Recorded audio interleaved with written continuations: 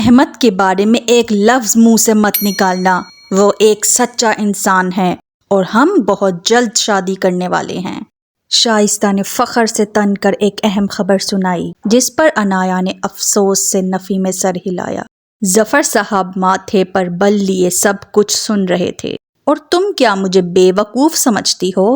ایک شخص تمہیں اتنی آسائشیں دے رہا ہے، تم اس کی گاڑی میں بیٹھ کر پورا شہر گھومتی ہو، یہاں تک کہ اپنی بہن کی شادی بھی اسی کے ذریعے کروائی۔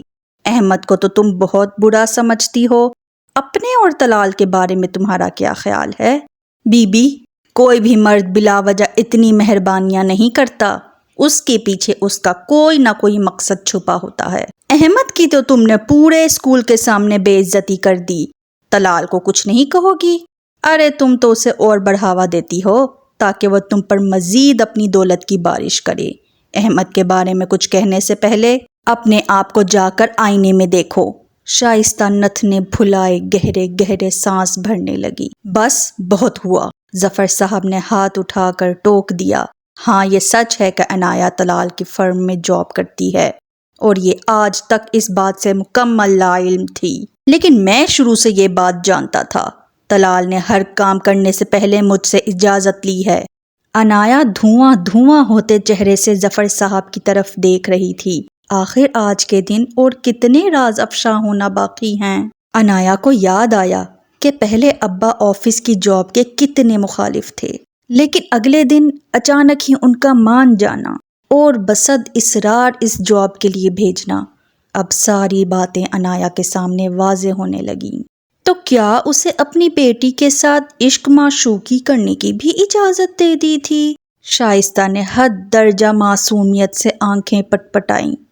بھائی، ظاہر سی بات ہے کہ ذرا سی دل لگی کی اجازت دینے کے بدلے اگر گھر میں پیسے کی فروانی ہو جائے تو کیا مذائقہ ہے؟ وہ سمجھنے والے انداز میں سر ہلانے لگی۔ آپ کو کیا لگتا ہے کہ طلال نے یہ سب کچھ میری بیٹی کے لیے اس لیے کیا کیونکہ وہ اسے پسند کرتا ہے؟ اب کہ ظفر صاحب پرسوچ دکھائی دیے۔ کیوں چچا، آپ کو ایسا نہیں لگتا یا آپ اس سوال کا جواب جاننا ہی نہیں چاہتے؟ شائستہ کے طنزیہ لہجے میں کہنے پر وہ لب ڈھنچے اپنی جیب سے موبائل نکال کر نمبر ملانے لگے۔ شائستہ اور عنایا دونوں جانتی تھیں کہ وہ کسے فون کر رہے ہیں۔ شائستہ کے ہونٹ پر فاتحانہ مسکراہٹ رقص کرنے لگی۔ طلال، کیا آپ اسی وقت میرے گھر آ سکتے ہیں؟ سنجیدگی سے پوچھا گیا۔ گھر آ جائیں، پھر بات ہوتی ہے۔ چند سیکنڈ بعد ہی وہ فون بند کر چکے تھے۔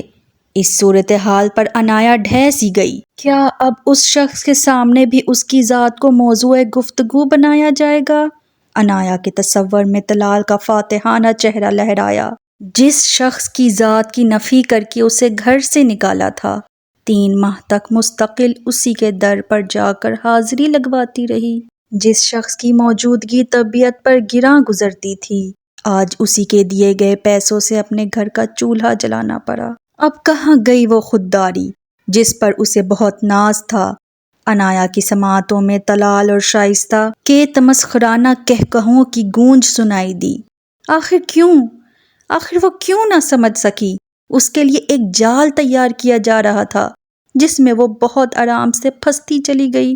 اس کی انا، وقار اور خودداری، یہ 3 چیزیں تو اس کی کل کائنات تھیں، جنہیں وہ آج تک سینت سینت کر رکھتی آئی تھی، لیکن ایک لمحے کی غفلت نے سب کچھ ملیا میٹ کر دیا۔ آخر تم دھوکہ دینا کب چھوڑو گے؟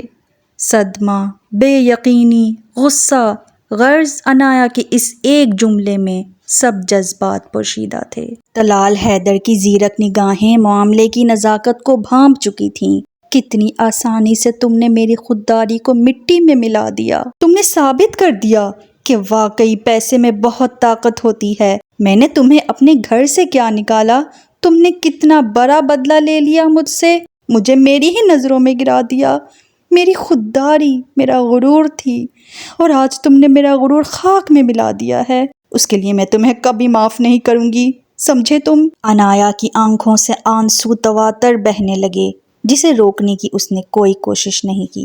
یہ تھی اداس آنگن کی قسط نمبر 50۔ ملتے ہیں نیکسٹ ایپیسوڈ میں۔ اللہ حافظ۔